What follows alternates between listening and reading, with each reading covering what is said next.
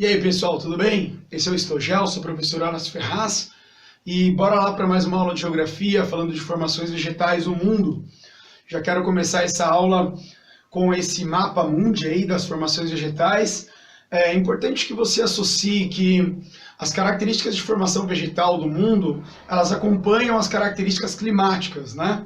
Ou seja, elas acompanham o nível de temperatura e umidade de cada região, né? As áreas intertropicais da Terra, por serem quentes e úmidas, vão desenvolver formações vegetais complexas, com árvores altas, com formações heterogêneas, várias espécies, né? Uma grande biodiversidade.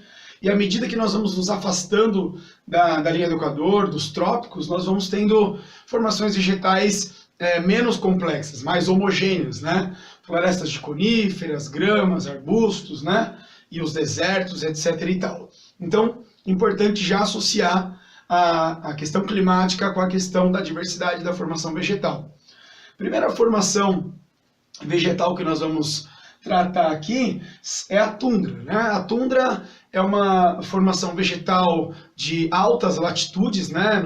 Nas regiões polares do globo. Então elas podem aparecer aí no extremo norte do Canadá, no extremo norte da Europa, né? E você vai ter uma vegetação rasteira, né? De ciclo vegetativo extremamente curto. Vai aparecer aí 3 meses por ano durante o verão, né? E as espécies típicas são os musgos nas baixadas mais úmidas, né?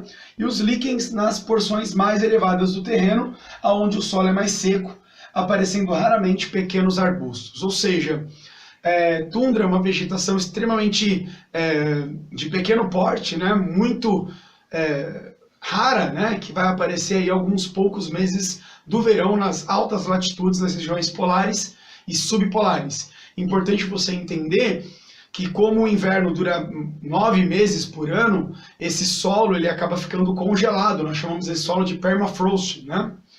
Segundo estudo de formações climáticas que nós vamos apresentar aqui, são as florestas de coníferas, né? Florestas de regiões frias, de altas latitudes, né?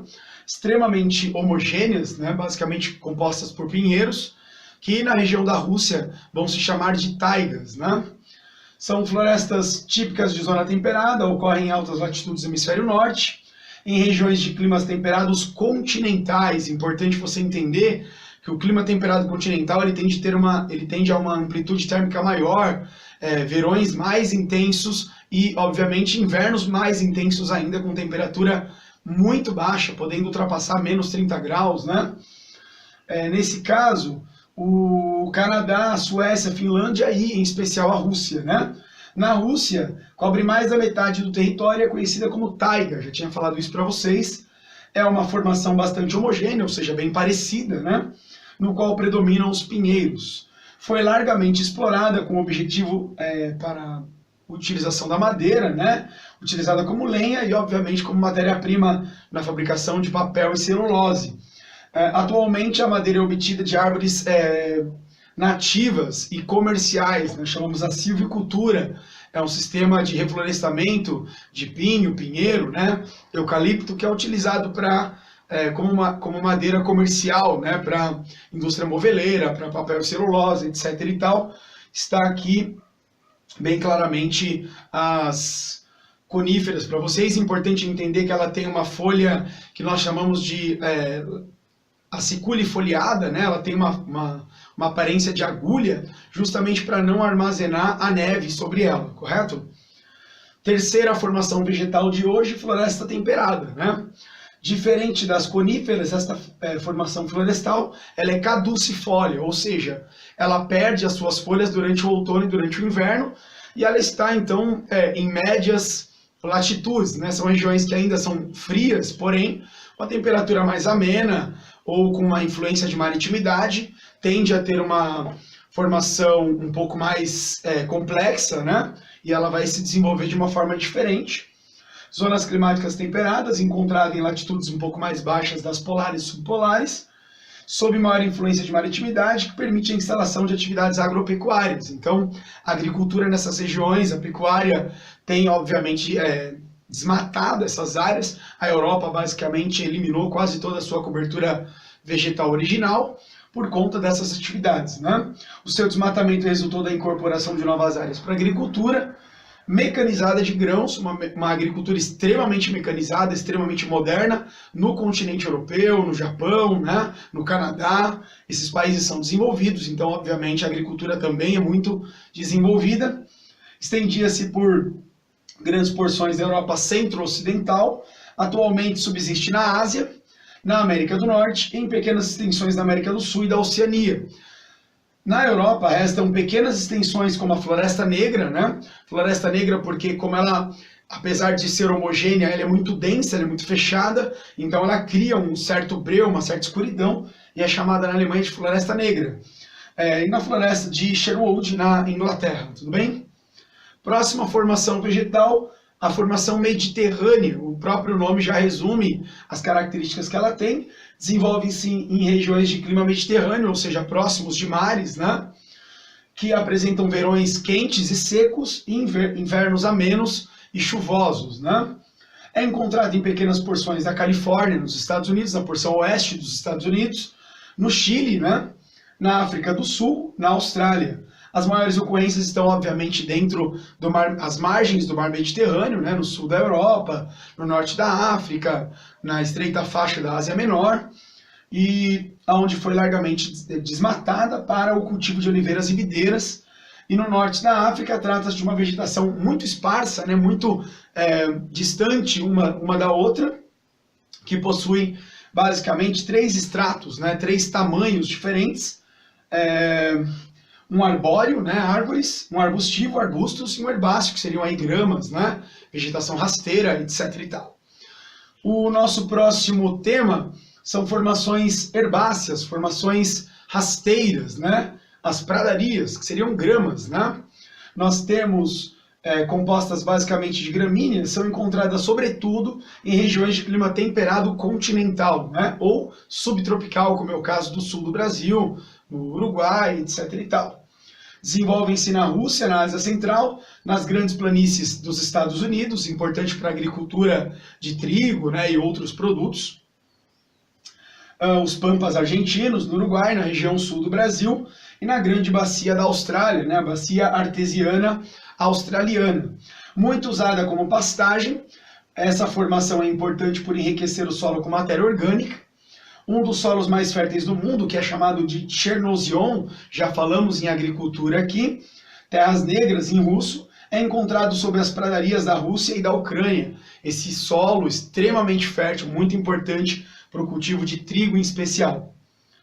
Próxima formação vegetal, floresta estacional e savana, que é uma floresta tropical, uma floresta de climas quentes, porém muitas vezes climas quentes e continentais acabam sendo um pouco secos, né? Em regiões onde o índice de chuvas é elevado, porém concentrado em poucos meses do ano. Podem se formar florestas que perdem totalmente as suas folhas durante a estação seca, né? Essa formação, ela forma savanas, cerrado no caso do centro-oeste brasileiro, formação vegetal complexa, ou seja, que apresenta estratos arbóreo, arbustivo e herbáceo. As savanas são encontradas nas grandes extensões da África, na América do Sul, no México, na Austrália, na Índia, são amplamente utilizadas na agricultura e na pecuária. O Brasil, por conta da expansão do milho, da soja, da pecuária, o Brasil já eliminou mais de 80% do seu cerrado. Lembrando que o cerrado é um bioma que apresenta uma biodiversidade extremamente importante em termos de fauna e flora, e infelizmente no Brasil está se transformando num deserto verde, dando lugar aí às plantações de soja, de milho, que já ultrapassam os limites do cerrado e já chegam aí no sul da Amazônia. Então há uma preocupação com relação à devastação do cerrado, e que já ultrapassa chegando no sul da Amazônia por conta do agronegócio, né, da agroexportação, em especial de soja e milho no Brasil e, obviamente, em outras regiões do mundo também. Florestas equatoriais, florestas tropicais, né, que nós chamamos aqui de floresta pluvial tropical, de climas extremamente quentes e úmidos, muito chuvosos, né?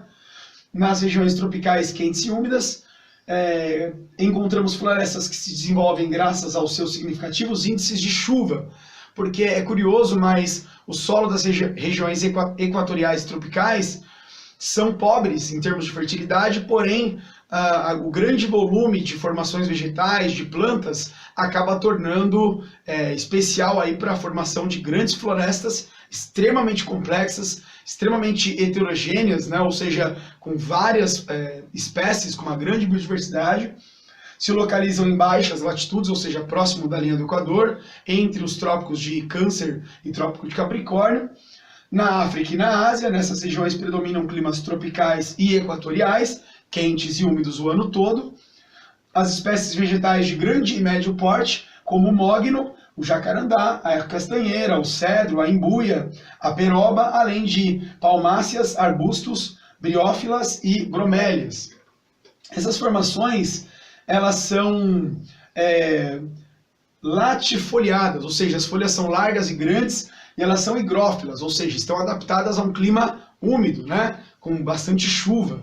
Essas características são muito importantes, são as florestas que em algumas regiões ainda se preservam, como o caso da Amazônia, temos 80% da floresta amazônica ainda preservada. A Mata Atlântica, nós temos aproximadamente 8% do original, no caso do Brasil. O Sudeste Asiático, que também apresenta, o centro da África também, que apresenta essas formações, já muito exploradas. Há uma preocupação enorme com a preservação, em especial da floresta amazônica, né? Bom, formações vegetais de montanhas, à medida que você se afasta do nível do mar e começa a subir, a temperatura cai, e com a queda de temperatura, obviamente, as formações vegetais tendem a reduzir o seu tamanho, a sua diversidade, né, e até mesmo a desaparecer.